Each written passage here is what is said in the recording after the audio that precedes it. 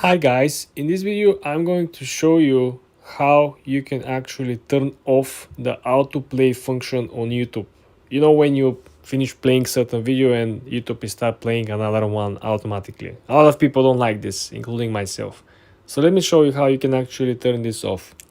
The first thing you want to do when you launch the YouTube app is to go on the lower right corner and click on your small profile picture.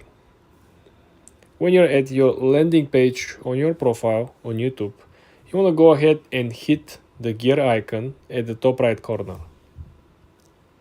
When you're over here at your settings, you want to make sure that you scroll down to the fourth option of the settings, which is autoplay. When you click on this, you will have the option essentially to turn the autoplay on and off, and you will have the option only to do so on mobile device or on tablet. For having this turned off on the actual desktop, you have to go on your desktop device and follow the steps, and you will have the option to do it on desktop as well. Because currently we're using the mobile version, the app version on the iPhone. This is what appears to be the solution and decision. You have to click this on if you want to have the autoplay on, and you have to click this off if you want to have the autoplay function off. For more tips like this, guys, subscribe and follow for more.